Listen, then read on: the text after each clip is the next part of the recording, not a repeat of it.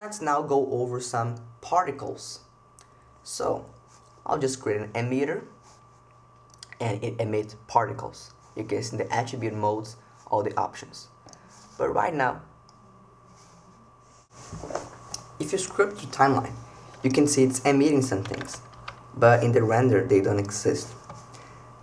So let me explain how the system here works.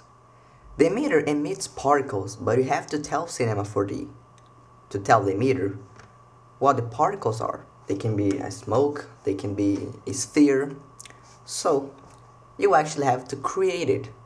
And for this tutorial, we'll just hold and click here and then click a sphere, create a sphere. So I want that to be my particle. And I set auto keying, so now when I move, it's also going to update it. So I'll just disable the function, delete the key here, come in auto keying and disable the auto keying function. So now I can move things and it won't record them. So now in the sphere, I can double click and say particle. You don't have to. And I'll just scale it down a lot, so it's really small.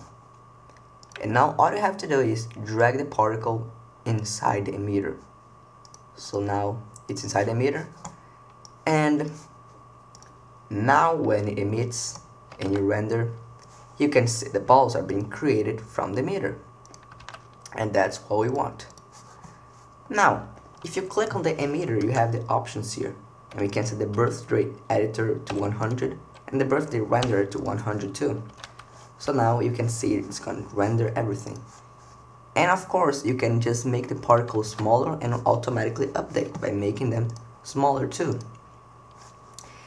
And we can actually start the animation in -10. So when we begin the animation, so the animation begins sooner. And we can stop animation at 150, or maybe let's say 80. So at frame 80, particles are not being emitted anymore. Well, let's just say 100. So we have the whole animation until the last frame, particles are being emitted. So that's how you can create the particle and the emitters, but we have lots of effects here that are very cool. One of them is deflector. A deflector is like a mirror, and you can scale it up to make it bigger. And now, just bring it closer. The particles are gonna bounce off that mirror, as you can see. So, for instance, to make it cooler, I'll just make it closer and rotate it. So now, the particles are gonna bounce and go up. And that is how you can create a complex animation with particles. Imagine many deflectors. Let's create 190 frames. And then come to frame 120. And just Control C or Apple C, Apple V.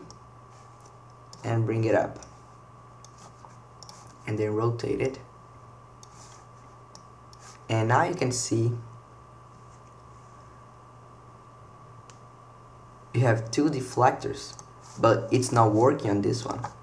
And that's how I have to keep track of everything here, because sometimes in one view it looks right, but in the other one it is not really right. So you have to make sure they are in the correct place they should be.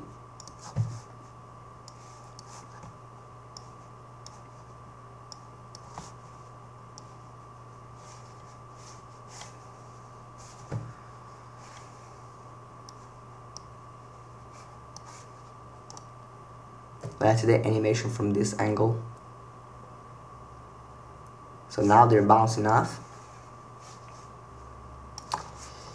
And that's how you can create some random and cool animations with the deflectors. But you can also create something different with gravity.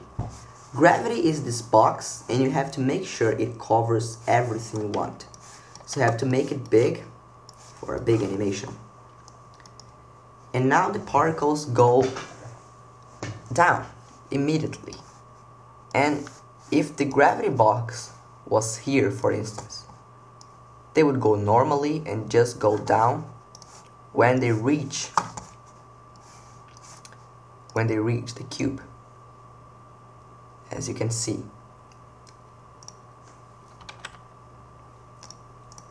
So the gravity has to be here around the emitter, if that's what you want. You can also create turbulence, which is just a random movement to particles. And of course we gotta play around with the strength here. Let's say 20. So now they move randomly. Yeah, you can see they're spreading out a lot here. Besides turbulence, you have rotation, which also makes the same effect, but let's say to a more inclined and rotating angle. So let's say angle speed, you can set it to 40 for instance, and that will be a more dispersed angle. And besides rotation, you have also friction, destructor, and attractor.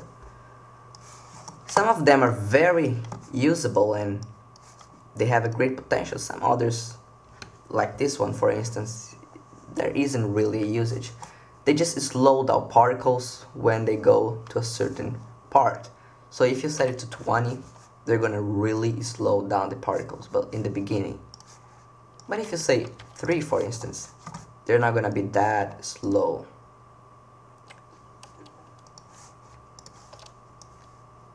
Attractor, also a weird one.